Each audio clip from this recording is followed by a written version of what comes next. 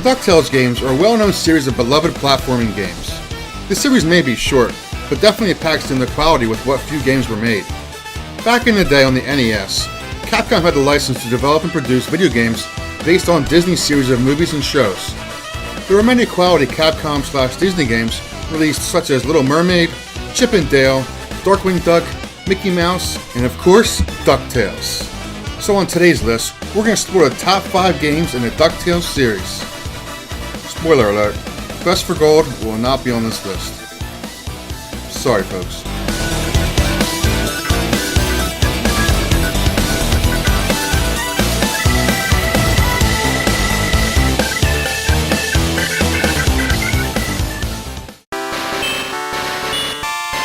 Number 5. The original DuckTales game was ported to the handheld Game Boy in 1990, just about 1 year after the success of DuckTales game on the NES. The Game Boy port was very faithful to NES version. It basically followed the game exactly with little to no changes at all. The music was quite good for what the Game Boy could produce, and the graphics weren't too bad either. But there was quite a little bit of lag in the game, especially when multiple sprites were on the screen. For that reason, there was less projectiles and less enemies overall in the game. One other extremely annoying thing though, which must be a glitch, is when you pogo or jump very high and touch the top of the screen, you just mysteriously die for no reason. That's incredibly frustrating. Besides that, the gameplay is good and the boss fights are good. The screen may feel a little cramped due to the size of the Game Boy, but overall, it's a good game. So if you're still rocking that OG Game Boy from the 80s, you might want to pick this up.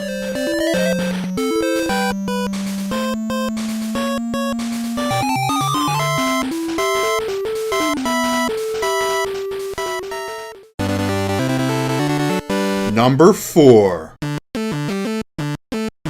Next game on this list is the second and final Game Boy port. This is DuckTales 2 on the Game Boy, released in 1993, just a few months after the release of DuckTales 2 on the NES. So just like the first DuckTales Game Boy game, this is just simply a port of the NES version.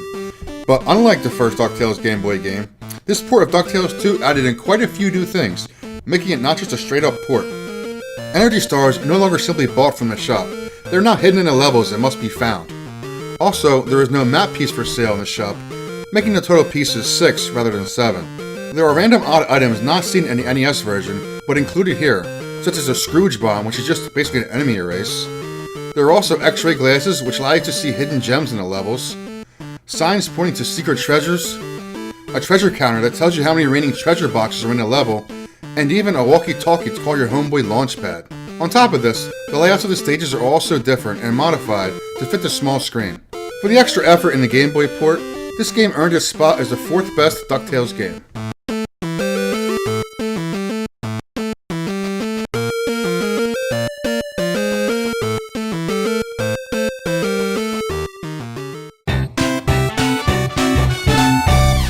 Number 3. In 2013, Capcom decided it was time to release another DuckTales game. But rather than a sequel though, Capcom released DuckTales Remastered, which is a remake of the 1989 DuckTales for the Nintendo Entertainment System. This remake was available on multiple systems such as Nintendo Wii U, Sony's PS3, Microsoft Xbox 360, and even Windows. The remastered game features high-definition graphics and music. The levels are completely redone, adding new side objectives, a lot of dialogue for storytelling, maybe too much, and an all-new reimagined boss fights. There are even 2 completely new levels in the game. One is the intro/tutorial level, where you're saving Scrooge's nephews in his personal bank whilst being robbed by the Beagley Boys. There's also a boss fight here at the end. The other new level is the final level with Mount Vesuvius, which is a fun level where Gloomville pretends to be helping you out through the level. Spoiler alert, he's not your friend. The final boss and escape sequence has also been altered heavily and adds very much to the ending of the game. My one complaint about the game is that there are multiple difficulties to choose from, but every ending is exactly the same no matter what difficulty you beat it on. Even the original NES game had different endings based on gold. This game has no multiple endings. Overall, the new expanded levels are amazing, the voice acting is great, and the extended boss fights really make this game worth playing. The game was released digitally, but was recently pulled from the shop due to the license expiring. But luckily, the game was released physically, so you can still find a copy of it. And if you haven't played it yet, well, obviously, I highly recommend it.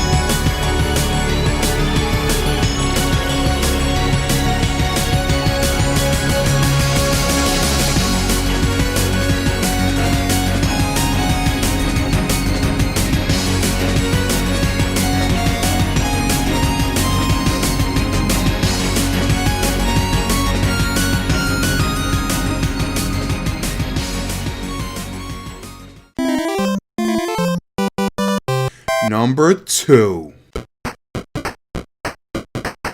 Being a late release on the NES, DuckTales 2 didn't see much love. The game was released in 1993, and is another one of those semi-rare NES games that was released in the early 90s that didn't do so well in sales. This is because the Super Nintendo had already been released, and of course, most people will flock to a new system, obviously, and push aside the older systems.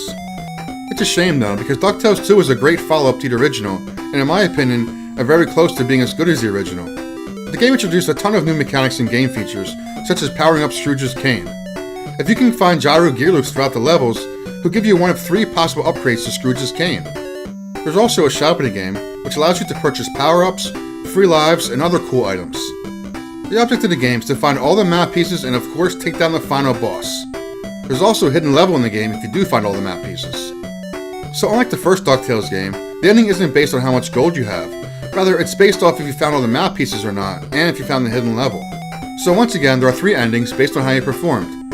The game takes you around to a variety of level styles, from Scotland, to Egypt, to the Bermuda Triangle, and even the mysterious island of Mew. It's a solid sequel to a great game.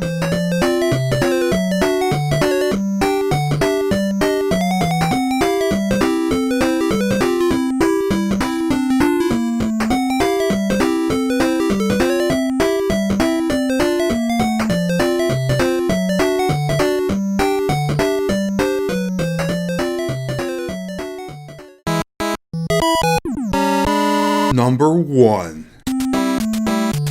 Number 1 on this list is, obviously, DuckTales on the NES.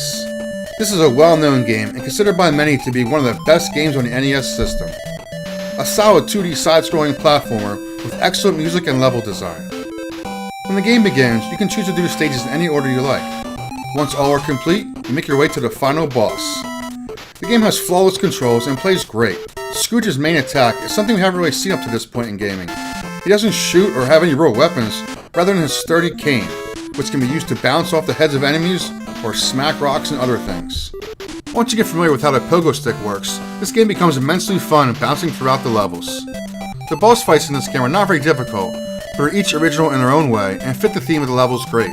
There's also multiple endings in the game, 3 to be exact, which will trigger depending on how much gold you collected throughout the game.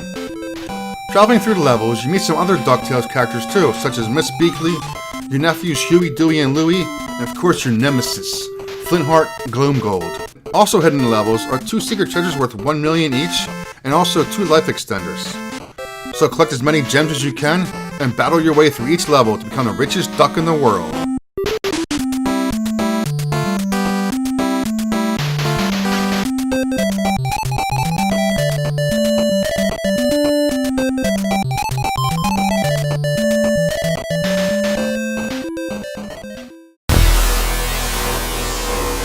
Thanks for watching this Top 5 Countdown.